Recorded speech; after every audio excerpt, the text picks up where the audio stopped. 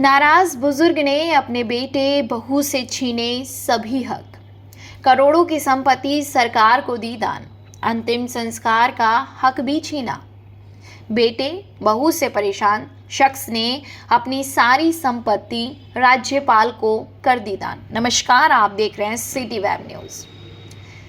Internet के इस दौर में जीवन जीने के मायने बिल्कुल बदल गए हैं। कभी संयुक्त परिवार का दौर था जो अब धीरे धीरे एकल परिवार के चलन में तब्दील हो गया है। घर के बुजुर्ग जिन्हें कभी परिवार का पिलर कहा जाता था, उन्हें अब बोझ समझे जाने लगा है। जिन वृद्धाश्रमों की संख्या कभी गिनी चुनी होती थी, आज उनकी संख्या में लगातार इजाफा हो रहा है। बुजुर्गों पर अपने ही परिवार में दुर्व्यवहार के मामले दिन प्रतिदिन बढ़ते जा रहे हैं। ऐसा ही एक मामला सामने आया उत्तर प्रदेश के मुजफ्फरनगर से, जहां 80 साल के बुजुर्ग ने बेटे और बहू से परेशान होकर अपनी संपत्ति राज्यपाल को दान कर दी। जी हां,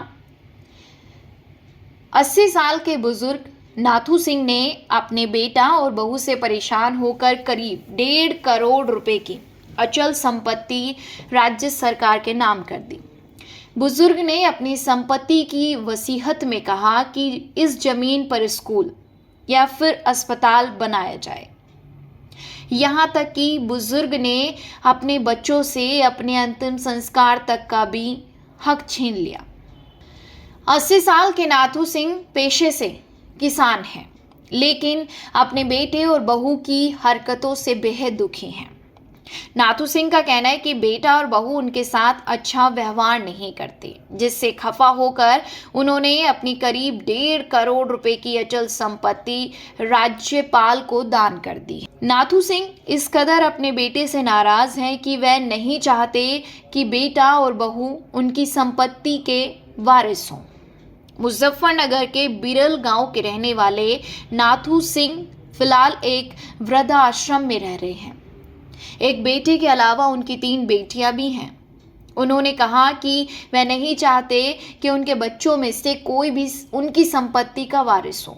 नाथू सिंह कहते हैं, शनिवार को मैंने संपत्ति को यूपी के राज्यपाल को सौंपने के लिए एक हलफनामा दायर किया था, जिसमें अनुरोध किया गया कि मेरी मौत के बाद सरकारी जमीन पर एक स्कूल या अस्पताल खोले। मीडिया रिपोर्ट्स के मुताबिक वृद्धाश्रम की प्रभारी रेखा सिंह ने बताया कि नाथू सिंह अड़े हुए थे और उन्होंने अपनी संपत्ति देने के लिए शनिवार को एक हलफनामा दायर किया। नाथू सिंह नहीं चाहते कि परिवार के एक सदस्य कोई भी सदस्य उनके अंतिम संस्कार में शामिल हो। इसी बीच बुढ़ाना तहसील के सब रजिस्ट्रार पंकज जैन ने कहा, बुजुर्ग व्यक्ति का अनुरोध दर्ज किया गया है। उन्होंने हलफनामे में अपनी करीब 1.5 करोड़ रुपए की संपत्ति का खुलासा किया, जिसमें आवासीय घर, अपनी 10 बीघा खेती की जमीन और अचल संपत्ति शामिल है। ये उनके निधन के बाद लागू होगा। फिलहाल के लिए अभी बस इतना ही। अगर आप हमारे चैनल पर नए हैं तो चैनल को अभी सब्सक्राइब कर लीजिए और बेल आइकन ज़रूर दबाइएगा, ताकि हर लेटेस्ट अपडेट सबसे पहले आप तक पहुंचे।